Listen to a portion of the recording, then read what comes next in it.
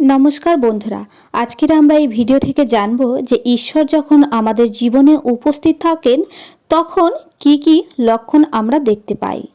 এই 11টি লক্ষণ আপনাকে সাহায্য করবে যে ঈশ্বরের উপস্থিতি আপনার জীবনে অনুভব করতে। প্রথমত, শান্তি এবং সান্ত্বনা।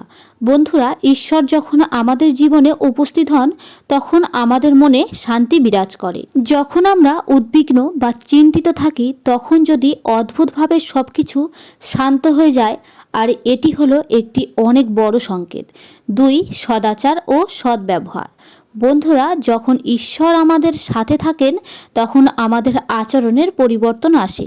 আমরা সদাচারী ও সৎ ব্যবহারী হয়ে উঠি। পরিবেশের প্রতিটি জীবের প্রতি দয়া অনুভব করি। 3, সৃষ্টির প্রতি ভালোবাসা। বন্ধুরা, ঈশ্বরের প্রভাব আমাদের সৃষ্টির প্রতি প্রেম ও কৃতজ্ঞতা আরও বাড়িয়ে দেয়। প্রকৃতির সৌন্দর্য আমাদের হৃদয়ে আনন্দ নিয়ে আসে। 4, বিশেষ সাহায্য ও প্রেরণা। বন্ধুরা, আমাদের জীবনে খারাপ সময়ে বা কঠিন সময়ে কখনো কখনো আমাদের কাছে এমন একটি প্রেরণা আসে যা আমাদের সামনের দিকে এগিয়ে নিয়ে যায়।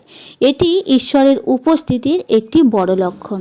5, সম্পর্কে উন্নতি। বন্ধুরা, ঈশ্বর যখন আমাদের জীবনে প্রবেশ করেন তখন আমাদের সম্পর্কগুলো উন্নত হয়।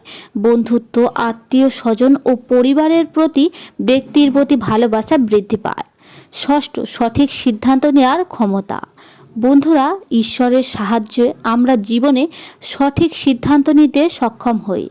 আমাদের অন্তরের একটি দৃঢ়তা ও স্পষ্টতা আসে। সৎ সাহস ও আত্মবিশ্বাস বৃদ্ধি পায়।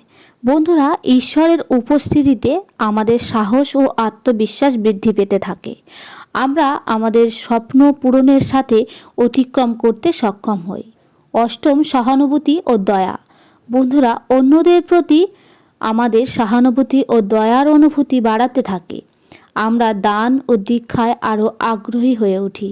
9, শারীরিক ও মানসিক স্বাস্থ্য ভালো হওয়া। ঈশ্বরের উপস্থিতি আমাদের শারীরিক ও মানসিক স্বাস্থ্য উন্নত হয়। আমরা সুস্থ ও সতেজ এবং সক্রিয় থাকতে শুরু করি। 10 হলো অভিজ্ঞতার গভীরতা। কখনো কখনো আমরা জীবনে এমন কিছু অভিজ্ঞতা অর্জন করি যা আমাদের গভীরভাবে পরিবর্তন করে।